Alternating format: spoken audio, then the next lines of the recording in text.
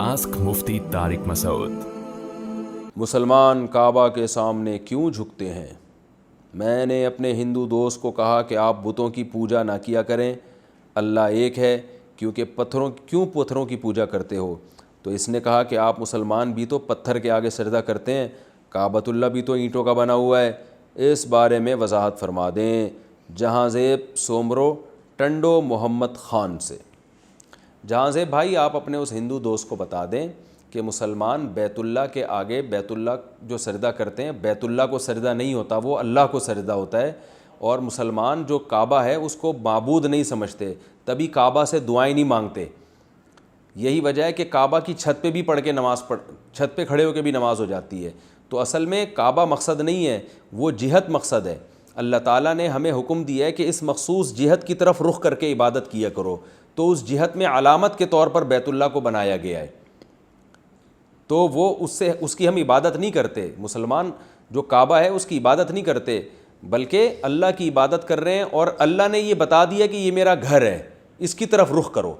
जबकि हिंदू जो पत्थरों के बुतों की इबादत करते हैं तो उन्हीं बुतों से मांग रहे होते हैं वो। इसका मतलब वो ये समझते हैं कि ये बुत हमारी बिगड़ी बना सकते हैं, जबकि हम काबा के बारे में ये ख्याल नहीं करते कि ये हमारा नफ़ा पहुंचा सकता है, नुकसान। काबा कुछ भी नहीं कर सकता, वो तो बेजान चीज़ है।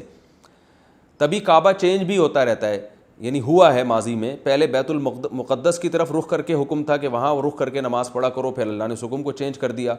ये अलग बात है कि एक मखसूस सिमत अल्लाह ने क्यों रखी है। वो सिमत इसलिए रखी है कि मुसलमान नमाज में सब एक ही तरफ रुख किया करें। अगर एक मखसूस सिमत ना होती तो इंसान की तबीयत में इंतशार पैदा होता। जैसे जमात की नमाज़ हो रही है तो कोई उधर मुँह करके खड़ा हुआ है, कोई उधर मुँह करके खड़ा हुआ है, कोई उधर मुँह करके खड़ा हुआ है।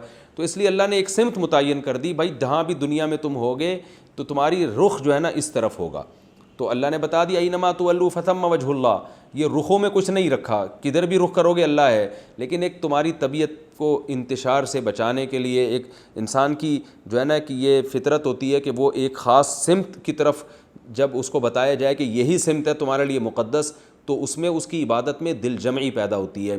फिर इसमें मुसलमानों का इज्तिमा भी है। अल्लाह ने बता दिया ये मेरा घर है और इसका तवाफ़ किया करो। तो मेरे घर का तवाफ़ मैं यही समझूंगा जैसे मेरा तवाफ़ हो रहा है। तो सारे मुसलमान वहाँ जमा हो जाते हैं, इससे इज्तिमाइयत पैदा होती है।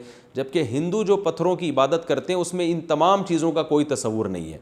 वो अपने हाथ से बुतों को तराशते हैं इंसानी शक्ल के, और वो समझते हैं कि हमारी बिगड़ी बना सकते हैं, ये हमें नफ़ा नुकसान पहुंचा सकते हैं, और फिर उसके सामने झुकते हैं, चढ़ावे चढ़ाते हैं। जबकि हम बैतुल्लाह को कुछ भी नहीं समझते इस लिहाज से कि वो हमारी बिगड़ी बना सकता है। ना ना ना, वो काबा है, वो तो पत्थरों की बनी हुई इमारत है, ना हमें फ़ायदा पहुंचा सकता है ना हमें नुकसान।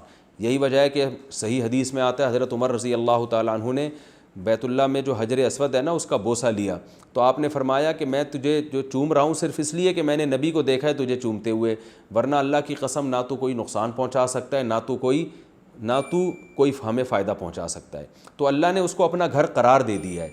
अब आप ये कह सकते हैं कि इसकी क्या दलील है कि ये अल्लाह का घर है? इसकी दलील है कुरान मजीद। तो हम चूँकि कुरान को अल्लाह का कलाम मानते हैं और हमारे पास कुरान के अल्लाह के कलाम होने के मजबूत दलाइल भी हैं, तो अल्लाह ने दलील से बता दिया और दलील से हमारे सामने साबित हो गया कि ये अल्लाह का घर है। जबकि आप जो पत्थरों के बने हुए बुत तलाश कर रहे हो उस पर आपके पास कोई दलील नहीं है, कोई मजबूत दलील नहीं है जिसमें ये पता चलता हो कि अल्लाह ने हुक्म दिया हो कि इनके सामने झुको। तो इसलिए आपने तो सिर्फ बाप दादा से कुछ चीज़ें सुनी हुई हैं, हमारे पास सच्चे नबी की तालीमात हैं। तो खुलासा कलाम का ये निकला कि मुसलमान जो बैतुल्लाह या काबा के सामने झुकता है उसको माबूद समझ के नहीं झुकता। यही वजह है कि काबा अगर यहाँ ना भी हो तो हम इस सिमत में रुख करके नमाज़ पढ़ेंगे, और अगर हम हवाई जहाज़ में भी हों तो हम भी बैतुल्लाह की तरफ रुख करके नमाज़ पढ़ने की कोशिश करते हैं। हालांकि उस वक्त तो हमारा उस जो तामीर है ना, जो काबा है, उसकी ईंटों की तरफ हमारा रुख ही नहीं होता, बल्कि हमारी नमाज जो गुज़र रही होती है, हमारा सरदा वो तो बैतुल्लाह के ऊपर से गुज़र रहा होता है। तो असल पता चला वो सिमत मकसद है कि उस सिमत की तरफ तुमने रुख करना है, वो काबा बज़ाते ख़ुद मकसूद नहीं है।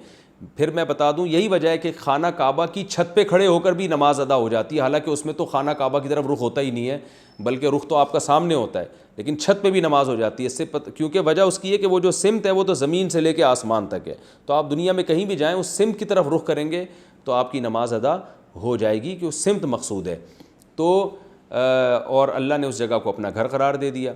تو ہم اسے معبود نہیں سمجھتے. اس لیے آپ اپنے ہندو دوست کو بتائیں کہ آپ جو پتھروں کو پوج رہے ہو آپ تو اس کی عبادت کر رہے ہو, آپ سمجھتے ہو کہ یہ آپ کو نفع پہنچا سکتا ہے, آپ کو نقصان پہنچا سکتا ہے, یا یہ اللہ سے بھگوان سے آپ کی ریکویسٹ کرے گا, جبکہ ہمیں پتہ ہے کعبہ تو اللہ سے کوئی گزارش نہیں کر سکتا. کعبہ نہ بولتا ہے, نہ سنتا ہے, نہ دیکھتا ہے, وہ تو پتھروں کی بنی ہوئی ایک عمارت ہے. بس اللہ نے کہہ دیا میرا گھر ہے, اپنی طرف نسبت کر لی, اور اللہ نے کہہ دیا کہ میری عبادت کرنا چاہتے ہو تو اس کی طرف رخ کر کے سجدہ کر لو, تو میں یہی سمجھوں گا کہ میری طرف مجھے سجدہ کیا تم نے. تو اس لیے مسلمانوں کے کعبہ میں اور ہندوؤں کے جو بھگوان ہیں ان میں زمین آسمان کا فرق ہے اس تصور میں. آسک مفتی طارق مسعود.